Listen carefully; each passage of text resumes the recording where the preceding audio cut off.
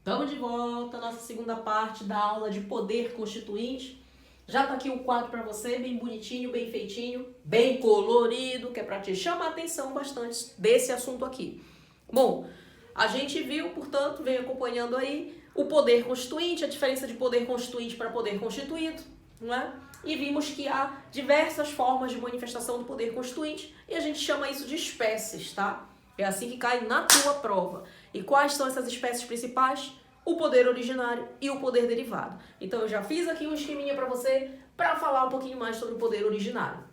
Bom, e aí para a gente entender essa forma de manifestação do poder constituinte, a gente precisa caracterizá-lo, entender, não é, quais são as principais características dele e aí sim a gente constrói todo o nosso raciocínio.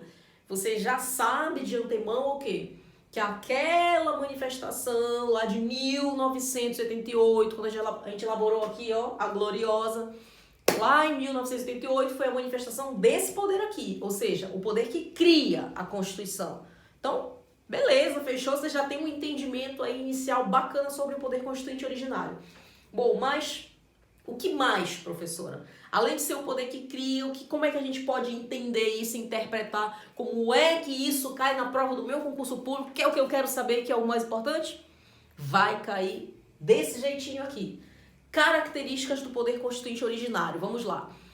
O poder constituinte originário, como o próprio nome diz, né, o que dá origem, também chamado genuíno, ele é marcado inicialmente, né, caracterizado exatamente por isso, ele dá origem à norma constitucional.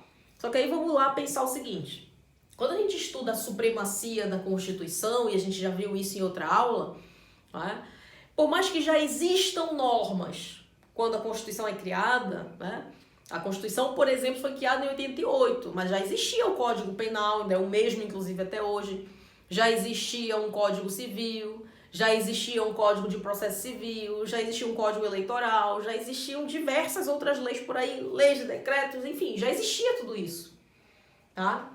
Só que como a Constituição é suprema, tá acima disso tudo, e como a gente acaba dependendo da Constituição para dar validade, para dar força, não é?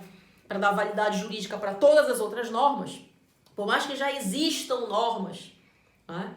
Por mais que já pré-existam normas quando da criação da Constituição, a gente diz que, de fato, estas normas elas só vão ganhar legitimidade e validade quando a Constituição nascer.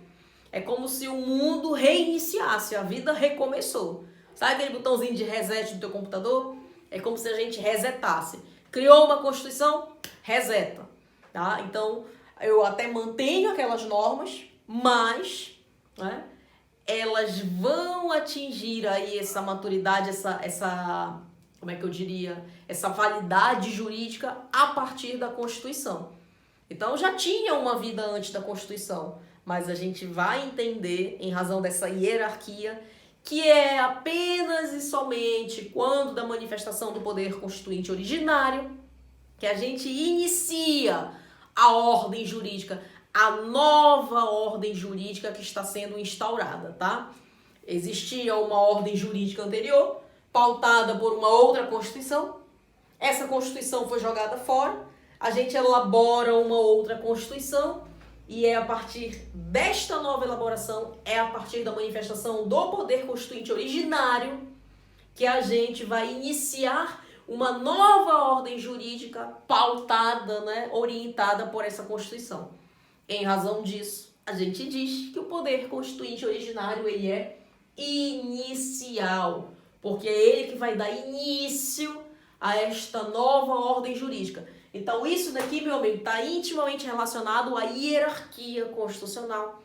Tá? A ideia de que eu inicio, eu rompo com o ordenamento pretérito, né, passado, e instalo um novo. Inicio, né, um novo ordenamento jurídico, né, concebido ou pautado ali em acordo, em conformidade com essa nova ordem constitucional. Beleza?